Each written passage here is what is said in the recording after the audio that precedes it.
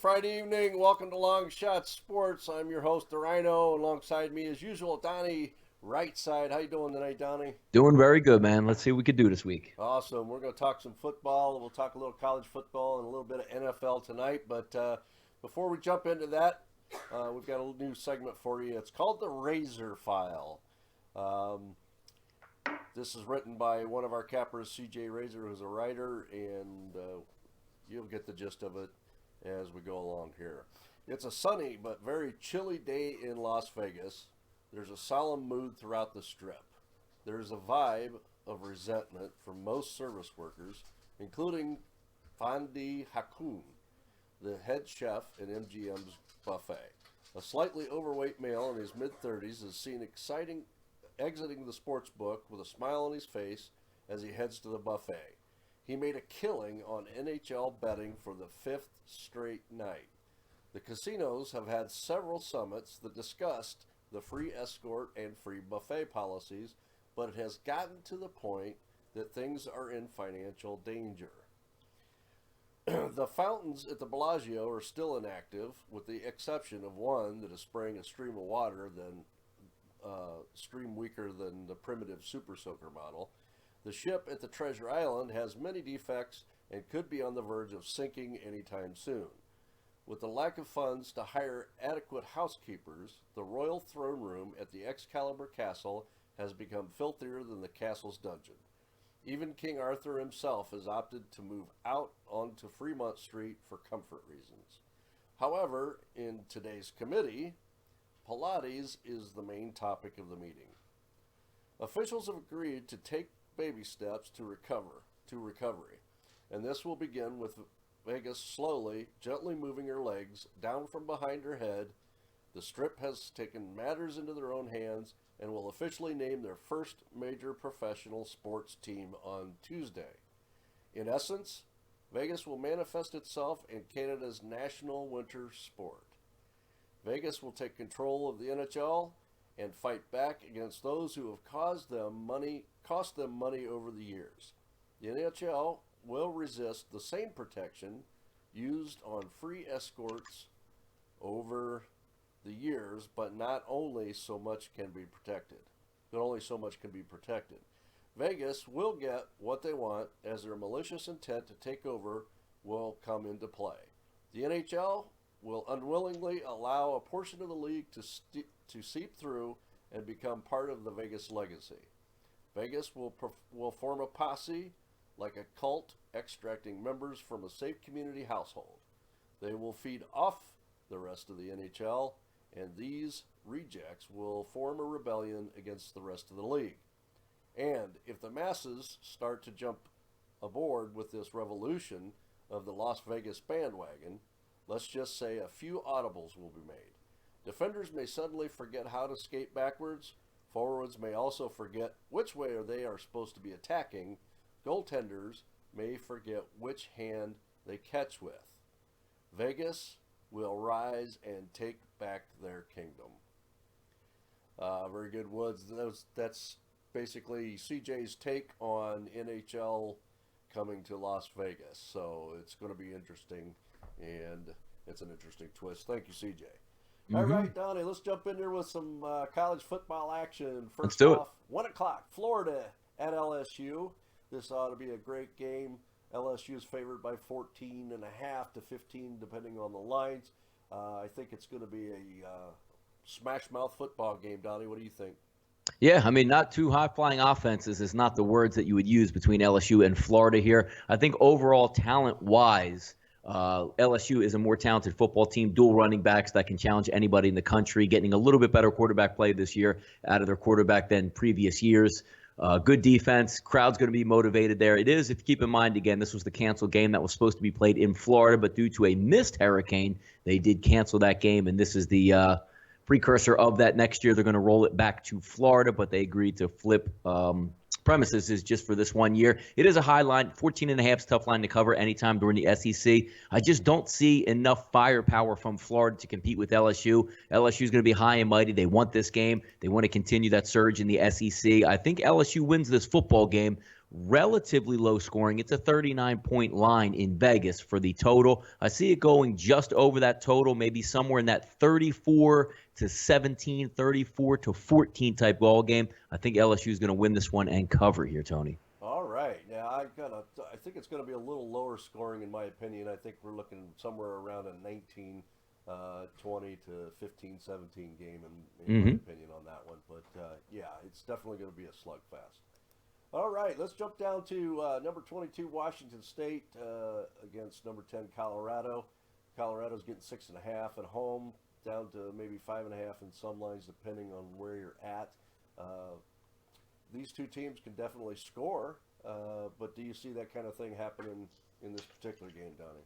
They both, there's no doubt about it. They both can score in this football game. I did take a little bit of notes earlier because I'm probably going to be on this action a little bit later tonight. Not going to tell you which way I technically lean or going to be firing, but there are some good concepts here. Opening line early in the week was 3.5 for Colorado, ballooned all the way up to 6.5 a little bit earlier today, Tony. Yep. But you are correct. Some of these lines within the last half hour have shifted back to 5.5. Colorado's total offense, 32nd in the nation. That just simply means how many yards they accumulate per game. With Washington State 50th on total defense, going to be a pretty good matchup there. But the key here is, I mean, it's been a while since we got to talk good Colorado Buffalo football. I mean, they were a good team last year, but they're a much improved team this year looking at them game by game. And more importantly, Jim Leavitt, who was the former head coach for the South Florida Bulls, he's their defensive coordinator and really resurged that defense. They're 12th overall in the country in total defense. And you know, with the air raid offense that Mike Leach has, the total offense for Washington State is 10th overall. This game is going to come down to third down conversions. There's going to be a battle of two teams that are very good at what they do. Colorado on defense, Tony, is 10th in the nation at third down conversion percentage, meaning keeping you from getting a first down. Washington State, on the other hand, Tony, 10th in the nation in third down conversion percentage. This game is going to be won on third down. Which team, if you feel, is going to be able to hold that team off the field and prevent them from moving forward, that's going to be the winner of this game. That is my stat line of the game, 10th in the nation on both sides of the football. The winner of that battle tomorrow, if one team can go 45% in their favor, they're going to get the win on that one. All right. So let's jump down to the 7 o'clock game here. Number 4, Clemson at Wake Forest. Wake Forest is getting 22.5 at home. The reason I wanted to talk about this team, I mean, Clemson had its letdown game, and, you know, Wake Forest hasn't been all that bad. They've actually been covering in a lot of the spreads in the games that they've been playing. Do you see, I mean, you know, Wake Forest is at home here, so do we see a potential upset and Clemson gets its second loss? No, there's no upset even possible in the situation. If you look at the schedule for Wake Forest, they play people close typically. Didn't play Louisville close, played them close for a little bit. I mean, their whole goal, if you watch, they get out-athleted, and that's going to be the problem here tomorrow. If you're looking at games with, like, the Dukes of the world, you know, maybe even like NC State-type football teams, even though NC State did beat them up quite a bit, but the teams, Boston College, they can hang with that team because they're coached very well and coached very well in close ball games. The games that Wake Forest has trouble in, Tony, is when the other team simply has better athletes. If you watched last week when they played versus Louisville, they had the early lead 12-3 at the half. They did nothing to earn that except Louisville just fumbled the football. Literally on offense, they would get the ball on the 30-yard line, hand it off on a delay 3 times for 3 yards, and kick a field goal. And you saw in the second half they were outscored 34-0 and got rocked right off the football. They're going to try that same type of thing with Clemson. Now, Clemson last week had a demoralizing loss at home to Pittsburgh as the number 1 team or number 2 team in the country, clearly headed to the football playoff. They have now, with everybody losing after them last week, that reinvigorated staff. The team knows what's ahead of it now. Now it's all about putting your head down, winning the ACC, and getting right back in the top 4, which they will. I see Wake Forest keeping it close because I don't even think they care if they win the game. They just don't want to get blown out. But the athletes are going to take over here. Once Wake Forest is down 14 points, Tony, it's a wrap. They won't even be able to get first downs later in this football game. I think overall, it's hard to take a road team with 3 touchdowns, but just the way this game is setting up, knowing that Wake Forest can't do a thing versus Clemson, they're going to try to hang around, slow it down, run the play clock down to 1. It's not going to be enough at the end. I see 3 to 4 touchdown victory from Clemson here just because Wake Forest doesn't have the athletes to compete here. All right, they're putting the pedal to the metal then. All Yes. right, 8 o'clock game, Oklahoma at West Virginia. This is definitely a game that I'm going to be Good one. watching. It's on the Yep. radar. West Virginia is a dog at home here by 3.5 against that Oklahoma team who's ranked number 9. Donnie. Yeah, interesting game here. I'm going to be looking at this one a little bit later on this evening as well. Usually during the week, just to give you a little bit of thought on what my capping and how I go about doing things, it's always nice to digest the games on Monday and Tuesday. Sure. Wednesday, Thursdays, when you filter those games down, circle about 15 games that you like, and then really get into the nuts and bolts of those games. And this is one of those that I'm going to take a much closer look at. The one thing that definitely, Tony, stands out is Oklahoma's offense, the numbers they put up. Total offense in the nation, third overall. Passing efficiency, which throws in completions, yardage per completion, incompletions, interceptions, touchdown passes, number 1 in the nation in that total. Rushing offense, you figure if you're number 1 in passing efficiency, number 3 in total offense, you probably are using more of the air raid than you would on the ground. Not so much. They're a top 25 run team in the country. Third down conversions, how well do they move the sticks, Tony? 6th overall in the nation in conversion percentage. Red zone offense is 37th in the nation. You say, well, maybe that's not that good. They get down in the red zone just about as much as anybody else in the country. So it's just a matter of attrition where if you miss a field goal or a touchdown, it's going to be held against you there. Sacks, 56th in the nation, giving it up. But astounding numbers from Oklahoma on the offensive side of the football. Yeah. It's a tough place to play at night in Morgantown. If the weather is good, I'm looking at leaning towards Oklahoma getting the outright victory there in Morgantown. Yeah, I would tend to agree with you there, Donnie. I mean, Oklahoma's very consistent, 558 yards average per game. Road games 586, turf games 623, conference games 593. I mean, very consistent, very well-rounded, great numbers. 71.4% passing completions, 10 yards per play, 10.5 yards per play. So, I mean, those are outstanding numbers, like you were mentioning. West Virginia, on the other hand, they're still comparable, 496 yards average. Home games 506, 6.5 yards per play.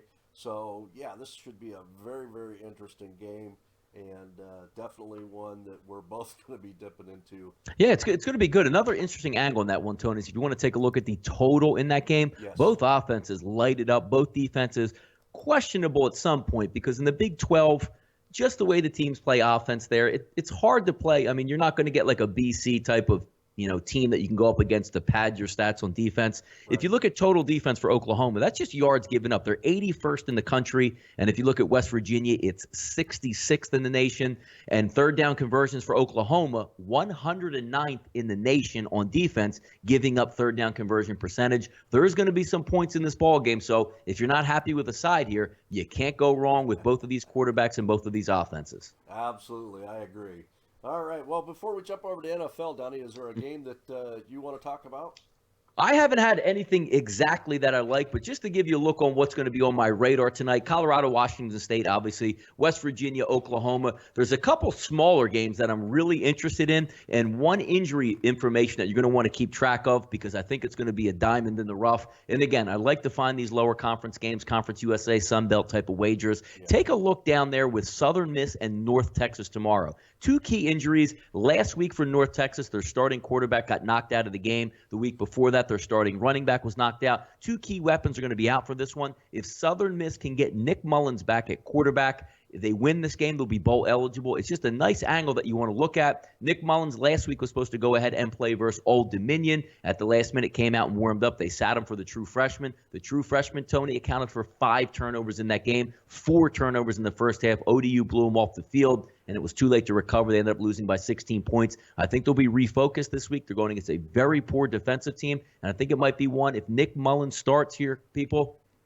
go ahead and roll with Southern Miss. There we go. All right. A couple of games that are already underway tonight. You've got Memphis at Cincinnati. Memphis is up 20-0 on Cincinnati. And UNLV at Boise State. UNLV just kicked a field goal, and they are up 3-0 in that game. Memphis is in the second quarter, 5:49 to go till a half. And the UNLV Boise game is just underway. So. Good call. Actually, Tony, I thought you were clairvoyant there for a second. I thought the Boise State game was later. I'm like, man, you might have a crystal ball there, but yeah, you are correct. 3-0. I had to actually check my phone and the TV going, where's he getting that from? That's pretty good. Yeah, I'm just channeling. What's his name? I can't. Escapes me. The guy that does that. Skip and Shannon. Anyway. Just can say, get that crystal ball out. You saw the Yeah. 3-0 already. I'm like, I better get on this game. All right, let's talk a little NFL action for Yes, tomorrow. We've absolutely. got some great games. Dallas has been underwhelmingly impressive. Took my money last week, that's for sure, and I was not happy about it. Yeah, a lot of people, I believe, Mm. and they are at home against Baltimore. It's a 1 o'clock game, and Dallas is laying 7.5 on that game. What do you see there, Don? Interesting game, Tony. I think the number is right on. The one thing I always like about Baltimore is they're going to bring their defense and they're not going to let you just shred them on the ground, which is obviously what Dallas wants to do. Dallas is in the cockpit right now. Looks like the best team in football. You could maybe make an argument Seattle or the Patriots, but the Patriots losing last week. Dallas is every bit as good as any other of the top flight squads here. That 7.5 hook for some reason just digs at me because Yeah. Baltimore, who I think can win the game, I think they can win the game. NFL, I mean, most of these teams are matched up right well, but just the way Baltimore plays, I think plays right into a nice game for Dallas. I don't know if Dallas can win this game by double digits at home. Do I think Dallas is going to win the football game? The odds makers are saying they're going to win that game. But don't, write off Baltimore here getting more than a touchdown. You know me, Tony. Every week we talk. I can't stand Baltimore as a favorite, but Baltimore as an underdog is a damn good play. Yeah, they're a little bit dangerous as an underdog. But Hmm. the thing that I look at in this game is just yards per game. I mean, Baltimore's averaging 333, where Dallas is averaging 412 or better. Hmm. Last three games, 435. And uh, it's just, to me, there's a little bit of a lopsidedness to it. And if Dallas can get it on the ground, establish that run, and take dominance over that line, it Baltimore's going to have a tough time staying in this game, I believe. It's going to be a good one.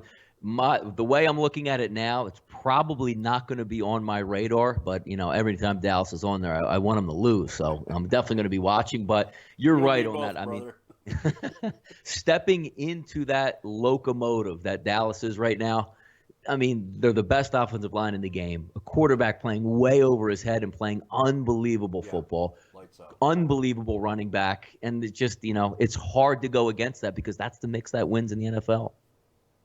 Yeah, there's a lot of memes going around the internet and on Facebook about Tony Romo losing his job to Dak, and I believe there was a press conference where they asked him that very Yeah. question. He And didn't take any questions. He wrote a prepared statement, Tony. prepared statement. Yeah, Okay, didn't want any backlash up there. I'm in all and I'm right. out.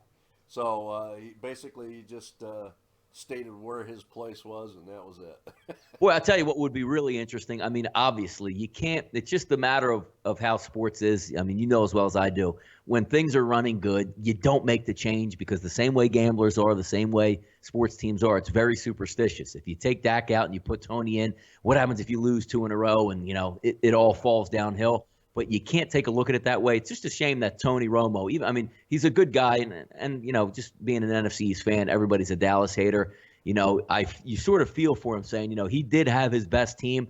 He would have got hurt by game 4 anyway. Just Yeah. let it ride out the season. Even if Dallas loses to Baltimore, there shouldn't be a call to, hey, Tony's got to get in there and lead us. Yeah.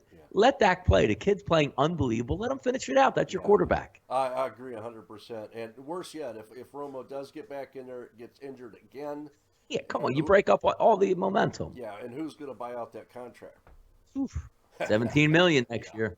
So Ricky wants to know, Donnie, who are your 3 hottest college football teams to follow from now up until the playoffs?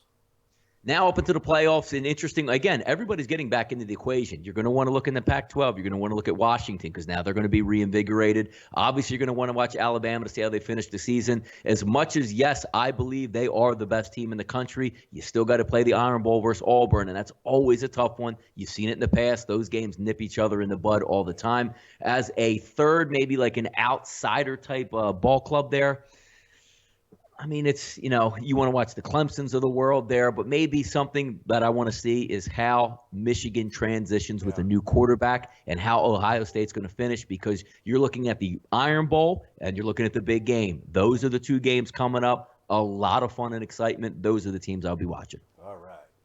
Okay, let's see. What do we got on the radar here? Jacksonville at Detroit. Detroit's favored by 6.5 to 7 on some lines. Jacksonville is playing so-so. Detroit is, playing decent behind Matthew Stafford. They are coming off a bye week. Lo and behold, they didn't even have to play to move into first place. How you like that? Yeah. Do you see Matthew continuing this trend? I mean, I like him as a good quarterback. He's very solid, consistent. He's smart, but I still think he makes some of those rookie mistakes. I love him at home. Yeah. Yeah, at home he's confident, but boy, I don't against Jacksonville. I think they have no trouble covering that line.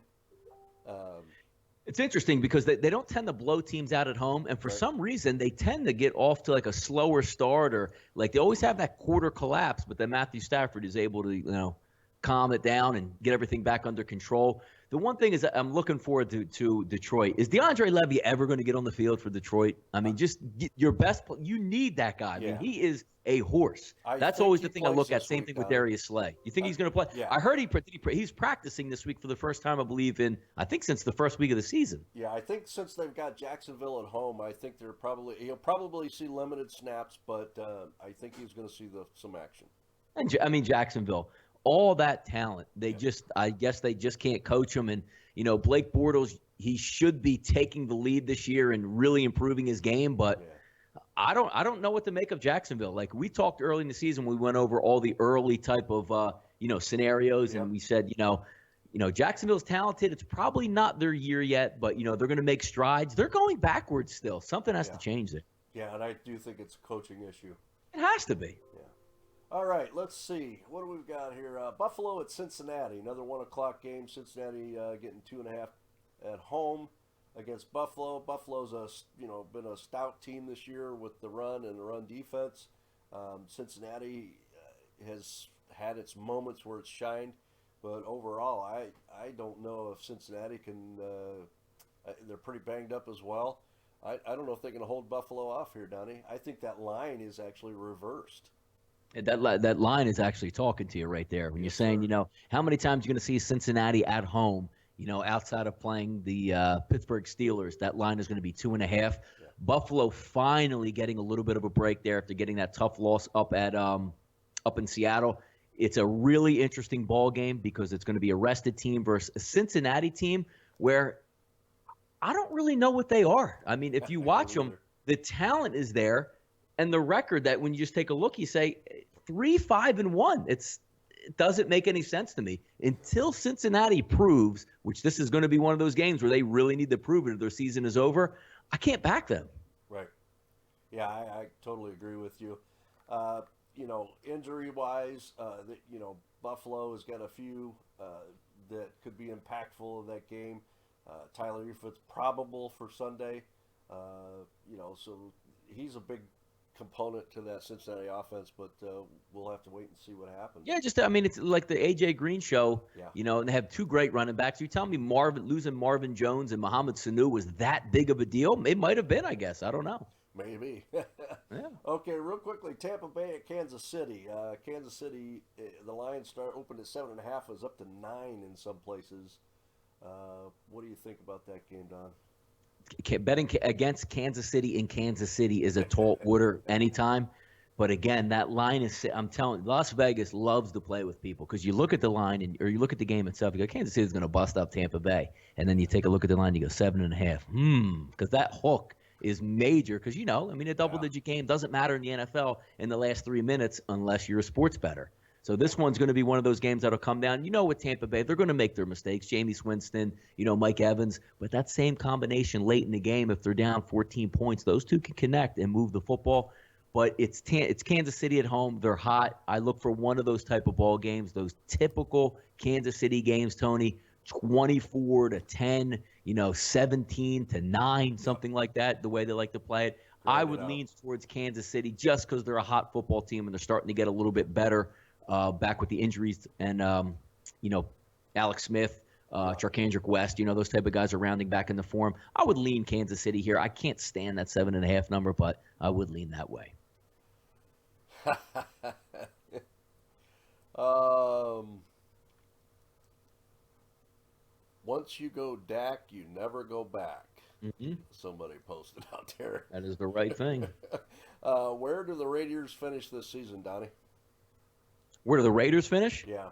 I think I think they're the best team in the NFC West. I mean, even though you look and say, hey, Kansas City's still there and they should be, pound for pound, player for player, I think they're the best team as long as they don't trip themselves up. Yes, are they going to lose maybe a game at Denver or, at Kansas City?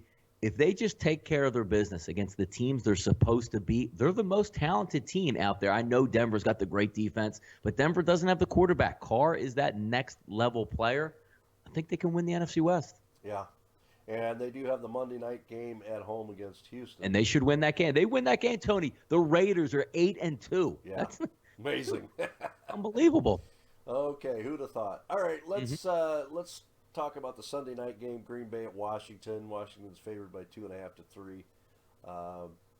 Boy, does either one of these? I mean, this has been a messed up season just for both of those teams, especially Aaron Rodgers and the Green Bay Packers. They just have not been able to click. They have first of all, the Packers have no running game. Yep. And the one thing that you have, obviously, is Aaron Rodgers, and you have to keep him upright. Here's the problem. Bakhtiari last week, looks like he's going to play this week, but he's banged up. You go down with T.J. Lang, starting guard, downgraded to out. J.C. Treader, center, downgraded to out. Yeah. If you have no running game and you're going to say Aaron Rodgers, the way they've been doing it the past 2 to 3 weeks, is passing 50 times a game, they're not going to win this football game. And Washington's not the greatest team in the world, but they do play well at home. And that line is what, 2.5, maybe 3 in some outlets. I can't take Green Bay. I mean, you saw what they did on the road, and I know there's something about buying low, selling high, and all that good stuff there. But this isn't a Green Bay team coming home to get healthy. This is an even more banged up team. And until they get Clay Matthews, which probably is going to make his return back this week, that's going to help. But he's not 100% healthy as well. Their secondary is banged up. Give me the Skins here. All right. Real quickly, Donnie, forget the point spread.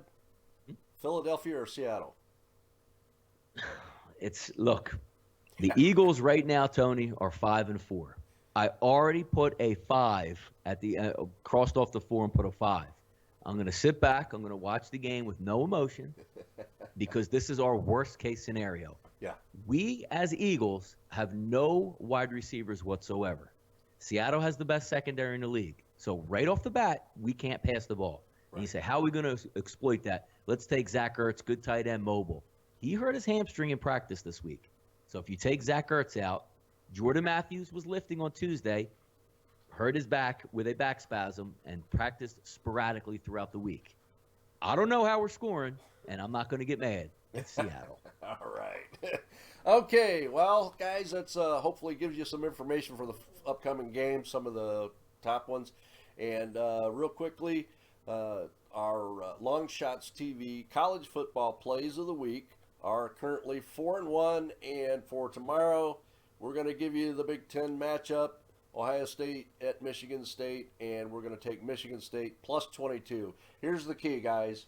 60% chance of rain, 30-mile-an-hour winds, and 28-degree wind chill factor. There's not going to be a lot of points scored in this game, and Michigan State will definitely have the cover. All right. And keep in mind out there, folks, on that Michigan State game there, rewinded a couple weeks back, they did play Michigan right down to the bell. Yeah. I like it, Tony. This is always a tough game. It's always tough. Yep. All right. Okay, guys, make sure you go over to DonnieRightside.com and see Donnie there. You can see him at TrendBetters.com. This show, Long Shot TV, is sponsored by TrendBetting.com. And also, you can stop by and see the Rhino at Tony the Rhino 1 on Twitter. And we appreciate you guys being with us tonight. And remember to take a shot with Long Shots because we are the game. Even get to